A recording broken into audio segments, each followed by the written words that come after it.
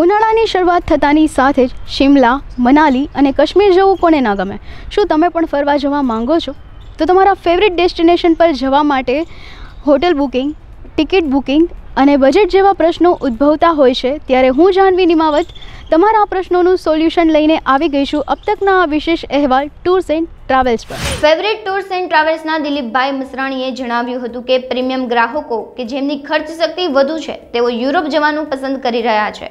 એટલું જ નહીં, ઘણા એવા આંતરરાષ્ટ્રીય ડેસ્ટિનેશન છે કે જેને હજુ સુધી લોકોએ જોયા પણ ન હોય. વધુમાં તેઓએ જણાવ્યું હતું કે ચૂંટણીના કારણે સરકારી કર્મચારીઓના બુકિંગમાં ઘણો ઘટાડો આવ્યો છે, તો બીજી તરફ લોકો આંતરરાષ્ટ્રીય ટૂર કરવા માંગતા હોવા છતાં તેઓ વધુને વધુ બાલી, વિયેતનામ, દુબઈ, યુરોપ જવાનું પસંદ કરી રહ્યા છે અને ડોમેસ્ટિકમાં હિમાચલ પ્રદેશ, કાશ્મીર, લેહ, લદ્દાખ જવું પસંદ કરે છે. ફેવરિટ ટૂર્સ લોકોને સારી સુવિધાઓ પૂરી પાડવા માટે પણ એટલી જ મહેનત કરે છે. યસ, મારું નામ દિલીપ મસરાણી છે. હું Rajkot favourite tours and forex private લિમિટેડનો મેનેજિંગ ડિરેક્ટર છું અને અમે આ ટ્રેડની અંદર છેલ્લા 28 વર્ષથી કાર્યરત છીએ અને અમારું મેઇન કામ છે ડોમેસ્ટિક તથા ઇન્ટરનેશનલ પેકેજ ટૂર્સ અને બાકી ટુરિઝમ રિલેટેડ બધું. એટલે એની અંદર ફ્લાઇટ બુકિંગ આવી જાય, વિઝા આવી જાય, પાસપોર્ટ્સ આવી જાય, ક્રૂઝ બુકિંગ આવી જાય, આ બધી વસ્તુ અમે કરીએ છીએ. સમરની અંદર અત્યારે ઘણા બધા પેકેજીસ અમે ફ્લોટ કર્યા છીએ.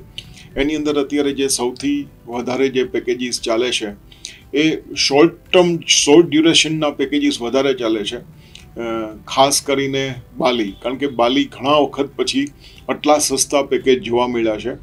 65,000 રૂપિયામાં 7 નાઇટનો પેકેજ બાલીનો આપણે જ આપીએ છીએ. બીજા કોઈ લોકો એ પેકેજ એવી રીતે એ રેટની અંદર સારામાં સારી એરલાઇન્સ એટલે મલેશિયન એરલાઇન્સ સાથે આવો પેકેજ વેચતા નથી.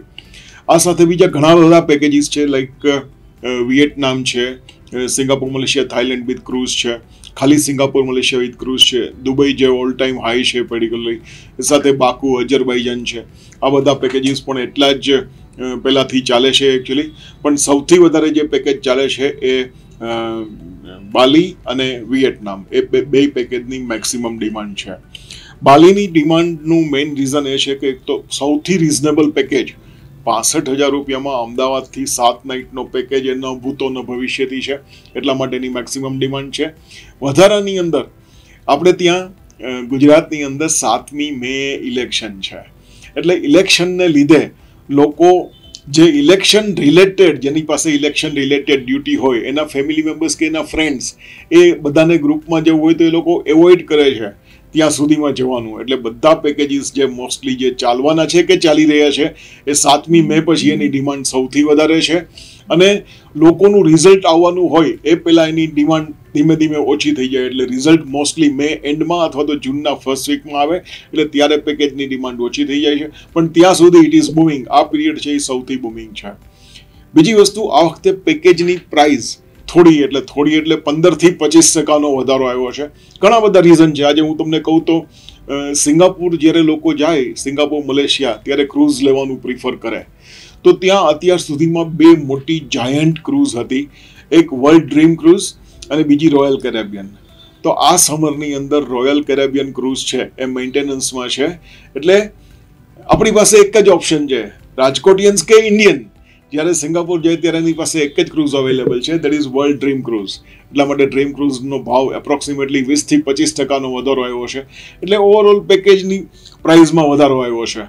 એની સામે થોડો ફાયદો પણ થયો છે, કારણ કે આજે મલેશિયા અને થાઈલેન્ડ એની વિઝા ફીઝ વેવ કરી છે, એટલે એટલો ઓવરઓલ એને એ પ્રાઇઝની અંદર ઘટાડો જોવા મળે છે. આ સિવાય ડોમેસ્ટિક પેકેજીસની અંદર કાશ્મીર અને નોર્થ ઇસ્ટ એટલે દાર્જિલિંગ, સિક્કિમ અને કાશ્મીર તો ઓલ ટાઈમ હાઈ છે. એ તો એટલા બધા ચાલે છે કે ન પૂછો વાત.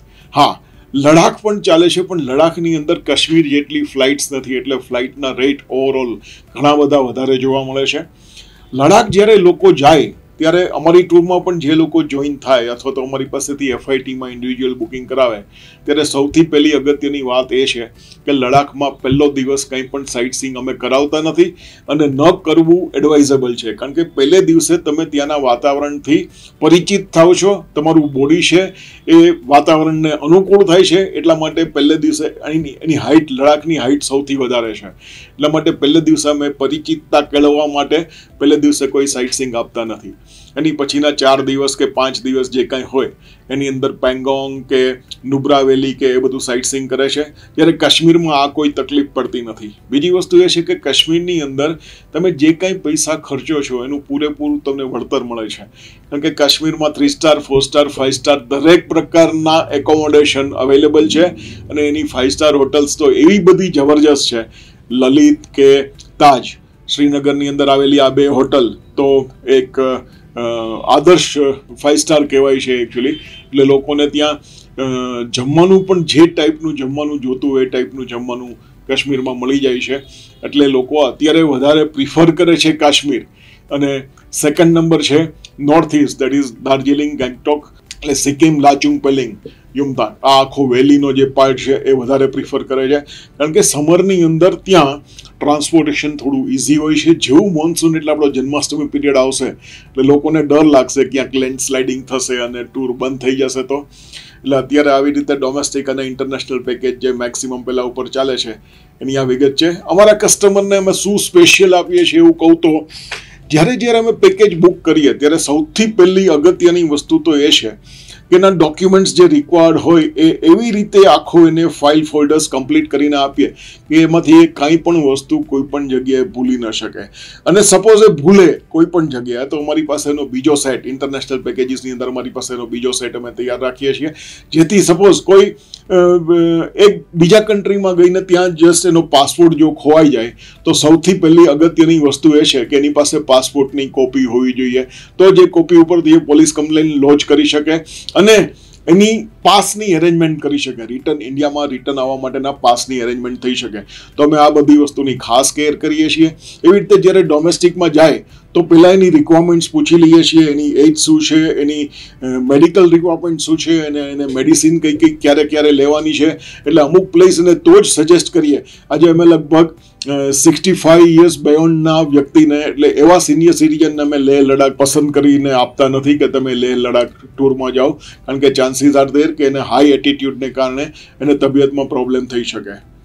બસ તો આ જ વસ્તુ છે મેઇનલી ફેવરિટ લોકો માટે પ્રાઇવેટ. ઓનલાઈન અત્યારે જે બુકિંગ ચાલે છે એકચ્યુઅલી લોકો વેરીફાઈ કર્યા વગર એ ટૂરની અંદર જોઈન થાય છે, અને એ ટૂર ના ઓપરેટર્સ પણ નથી હોતા, એ ટૂર્સ કોઈ દિવસ ઉપડતી પણ નથી. અને આવા ફ્રોડ, અમારી સાથે પણ લોકો આવો ફ્રોડ કરવાની ઘણી વખત કોશિશ કરે છે એકચ્યુઅલી.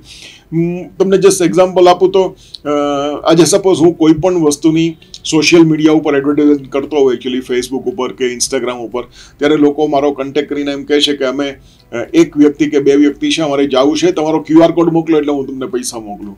જે લોકો કોઈ પણ પ્રકારની વધારાની માહિતી પૂછતા નથી, જેની પાસપોર્ટ કોપી શેર કરતા નથી અને એમ કહે છે કે હું પૈસા તમને ટ્રાન્સફર કરી દઉં QR કોડથી.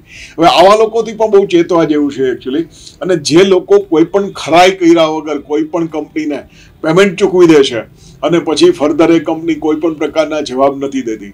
જ્યારે તમે ઓફલાઈન કોઈ પણ વસ્તુ કરો છો ત્યારે ટ્રાવેલ એજન્ટ્સ એ ખાસ તમારા માટે જે વ્યક્તિ સાથે કામ કરતો હોય એ વ્યક્તિની પરખ કરે છે, એ વ્યક્તિની ખરાઈ તપાસે છે અને પછી એને પેમેન્ટ ચૂકવે છે. તો ટ્રાવેલર્સને ક્યાંય હેરાન થવાનો વારો નથી આવતો.